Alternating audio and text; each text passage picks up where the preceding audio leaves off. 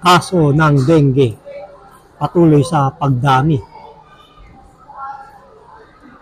nang bumaha sa Metro Manila at mga kalapit probinsya noong July 24 dahil sa habagat na pinalakas ng bagyong Karina.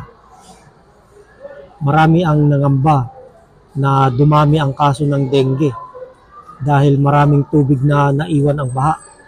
Ito ang magiging breeding ground ng mga lamok na nagdadala ng dengue. Ang Aedes aegypti ang uri ng lamok na pinanggagalingan ng dengue. Madaling makilala ang lamok na ito sapagkat mayroong guhit na puti sa katawan. Madaling dumami ang lamok na ito kaya ipinapaalala sa mamamayan ang paglilinis sa kapaligiran, lalo na sa Metro Manila na dumanas ng grabing baha. Linisin o itapon ang mga basyong bote, grapa, mga tapyas na gulong ng sasakyan, lorera at iba pang lalagyan na naistakan ng tubig. Alisin din ang mga damit na nakasampay sa madilim na kwarto ng bahay. Linisin ang mga halaman sa paligid. Ang mga hindi umaagos na kanal ay linisin sapagkat nangingitlog dito ang mga lamok. Ang mga bata ang karaniwang biktima ng dengue. Kaya nararapat na pagsuotin sila ng damit na may mahabang manggas at jogging pants para makaligtas sa kagat ng lamok. Pagsuotin din na sila ng medyas.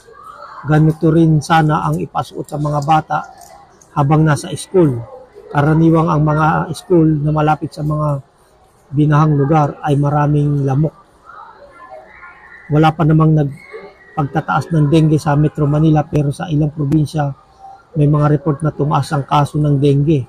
Sa Cordillera may naitala ng 9,387 na kaso at 19 ang namatay mula January hanggang June 2024. Ayon sa Cordillera Regional Disaster Risk Reduction Management Council o CDRRMC, mula July 21-27 may nadagdag na 728 na kaso. Sa Negros Occidental, tumaas din ng 17.7% ang kaso ng dengue. Mayroon ng 3 bata ang namatay. Ayon sa report ng Provincial Health Officer, nagsasagawa na ng paglilinis ang lokal na pamahalaan sa mga posibleng pinamumugaran ng mga lamok. Sa Ilocos Norte, nakapagtala ng 146 kaso ng dengue at 2 ang namatay noong July 20. Pinaigting ng Ilocos Norte Provincial Health Office ang kampanya laban sa dengue. Ipinatutupad nila ang 5S at namamahagi ng insecticides at larvicides para sa mga residente upang gamitin sa mga lamok.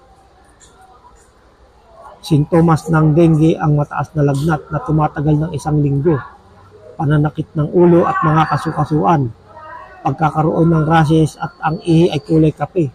Ipinapayo ng DOH o Department of Health na kapag nakaranas ng ganitong mga sintomas, kumonsulta agad sa doktor para maagapan ang dengue.